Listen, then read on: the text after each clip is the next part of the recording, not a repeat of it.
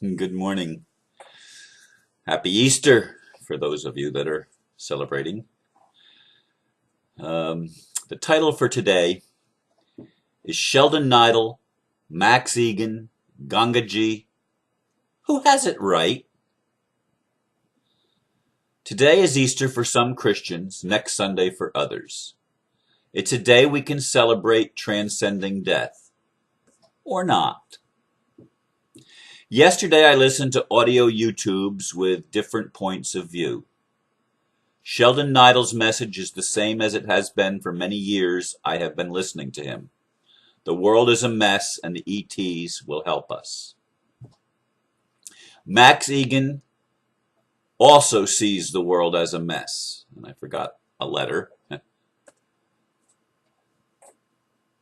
And it's up to us to fix it without any saviors. Gangaji, on the other hand, seems to be saying that the world is perfect just the way it is.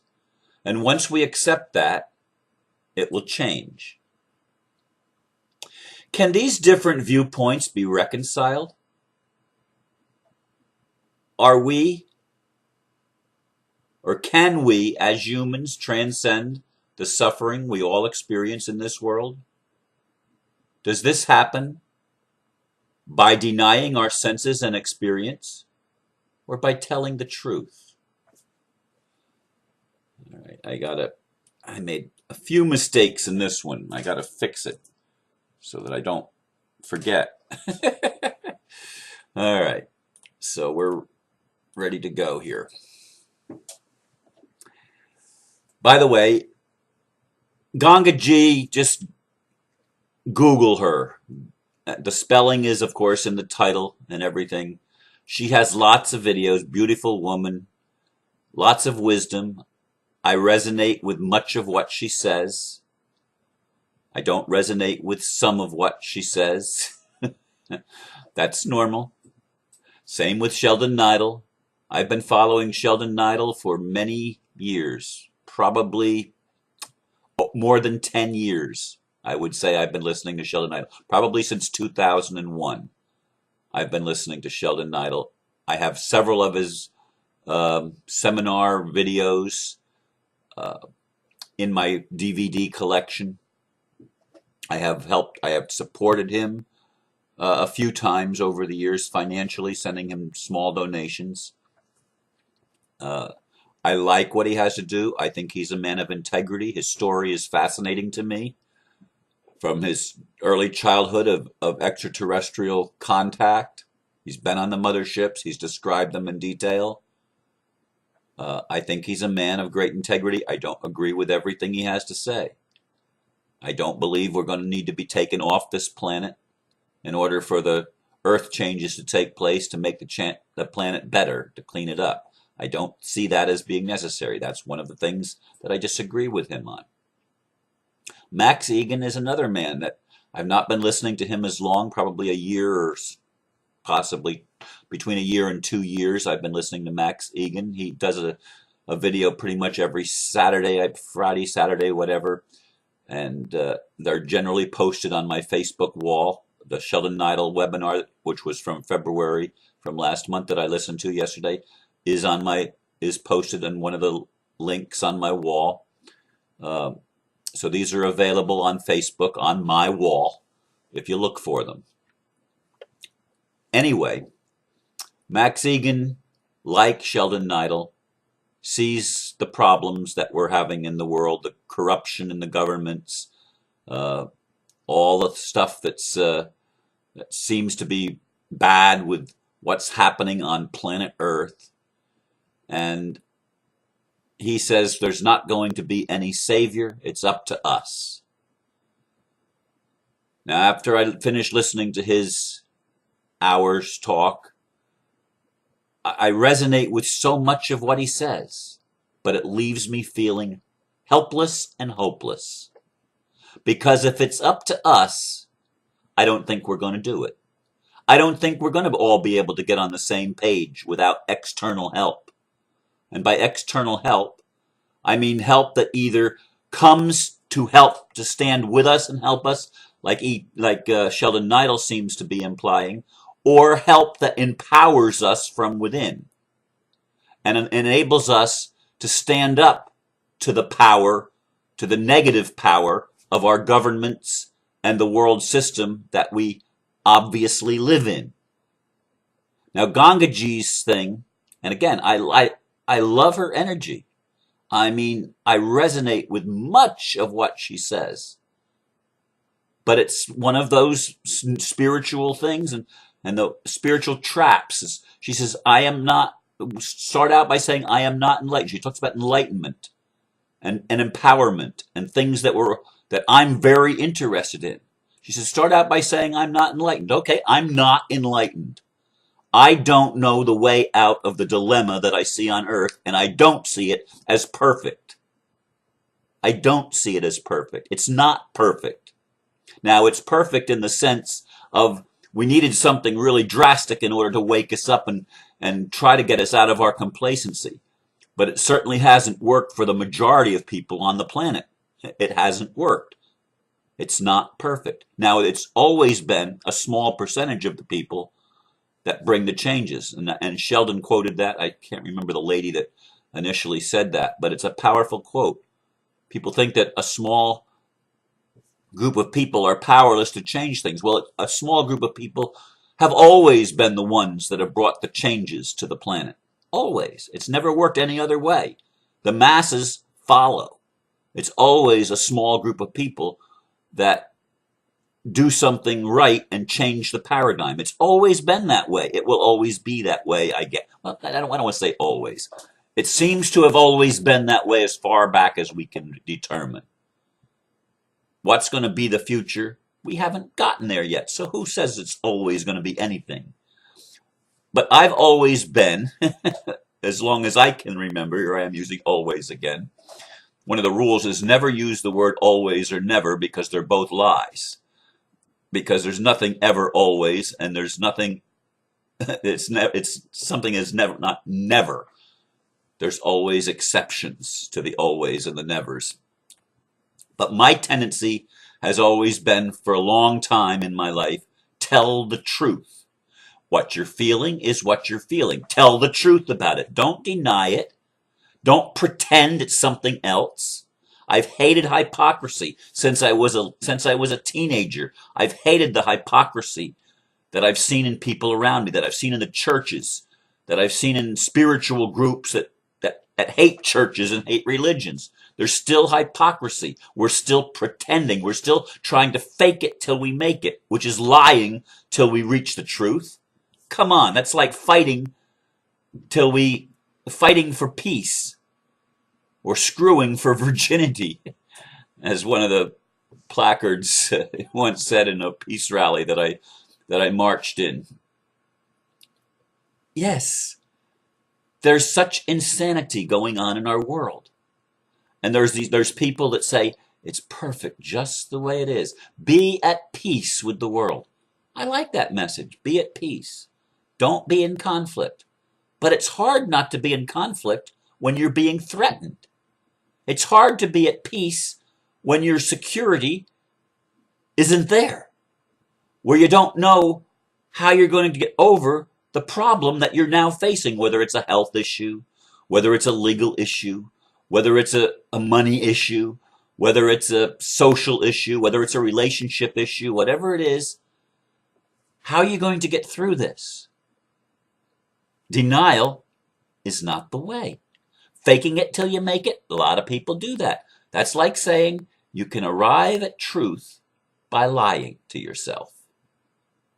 I'm sorry. I have a, maybe that can work for you. I don't see how it can, but if it does, or if it appears to for a while, go for it. It's your lesson. You're entitled to it. But it doesn't work for me. That's why I've always said to God so many times in my prayers, what are you going to do with a man like me? I'm not going to lie for you. I'm not going to pretend that everything is beautiful when I don't see it as beautiful, when I'm not experiencing it as beauty. I'm not going to lie. I'm not going to lie. I'm going to tell the truth of my experience. I'm going to tell, this is what it's like here on earth for me right now. What are you going to do about it, God? And I've always looked for a savior. I've always looked for union with the divine. I've always wanted to be empowered from the divine. I've always wanted to be enlightened. I've always searched for truth. For a long time in my life, that's been the pattern. Since I was a teenager, since I was aware of being aware, it's been that way. It's been that way for me. I have a hunger and a longing for justice, for truth, for peace on earth, for something that works. You know, I've tried this thing. I have a friend who communicates telepathically, and I'd love to be able to communicate telepathically. And there's times I felt I have, but there's other times I've tried to communicate with people telepathically, higher self to higher self, through my conscious mind, of course. I'm asking my higher self to communicate with the other person's higher self and give them a message, and then have them respond back to the message that I'm given so that I know they received it. You see? Otherwise, it's imagination. Otherwise, there's no reality to it. If it doesn't bring a response that I can measure, that I can see, it didn't work, did it? Well, maybe it did work, but at least it's not something that bolsts me up and makes me feel confident that I've actually made a good connection. You know? So there's all of these things that I've tested in my life and tried. And some of them have seemed to work at times, but nothing has enabled me to stay on an even keel of always trusting, always having faith, always feeling loving, always feeling compassion, always feeling at peace. There's no always about anything that I've experienced as a human being. There's no always.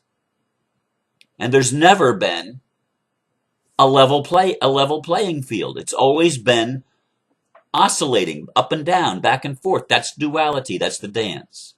I don't expect it to be different than that, even when the world begins to really shift and the peaceful people begin to be more empowered than the warlike people.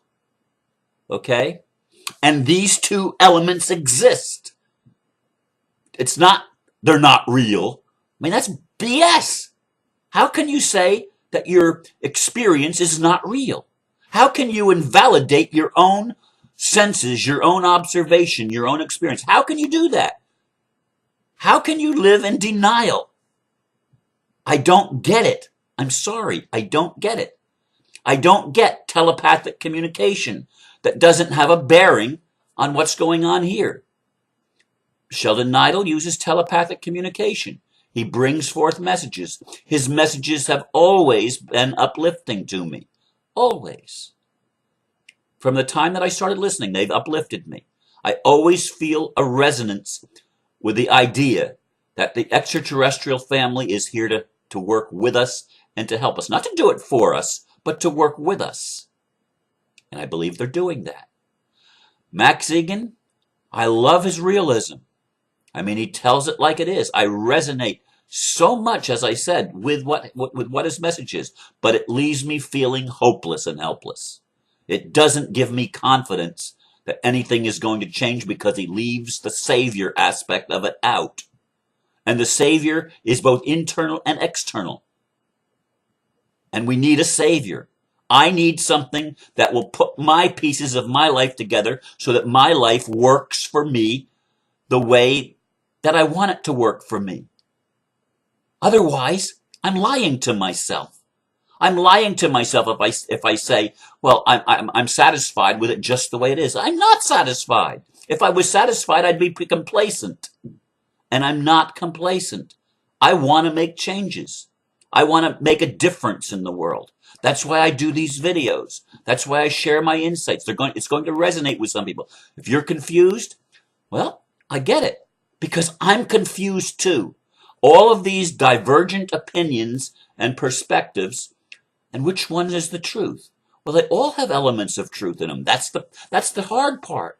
They all have elements of truth. But so far, on planet Earth, nothing has produced what I've envisioned since I was a kid. peace on earth. Nothing has achieved that. And if we have the power, as Max Egan says, well, flip the switch. He says it's up to us to flip the switch. Well, flip it. If you know where the switch is and you know how to flip it and you know how to turn things around, do it. I don't know how. If I did, I would. I would. I honestly would. You see, this is the thing. This is the thing with humanity right now. This is the collective. I know I'm tapping into the collective. What I'm feeling, I'm not alone. I know lots of people are feeling it. People with different perspectives are feeling the same anxiety, the same frustration, the same awareness that something has to change, or otherwise we're going to destroy ourselves and the planet that we live on. Because it can't keep going the way it's been going. You can't keep having psychopaths and sociopaths pulling the strings of government and of the establishment, if you will, of how things work on Earth. If you allow that, we're going to be defeated. We're all going to lose. Then there's no reason. There's no solution except cataclysm, destroying the old and starting over again. And I have always been, or as long as I thought about it, I've been against the idea of cataclysm and creating and starting over again. That sucks. If there's nothing to, you can't learn something unless there's a continuance. I've fought for that a long time. I've said, God, there must be a continuance. It doesn't do any good to destroy everything and start over again. That's not a very good option. If you forget what you've learned, we've got to be able to remember what we've learned so that we don't do the same mistakes over again. But anyway, that's my Easter message. It may not be the Easter message that some people would expect. And actually, if you listen to me, why would you expect something else? But anyway, I love you and I love us all. And I know that we can do this. And I know that we're going to have help doing it.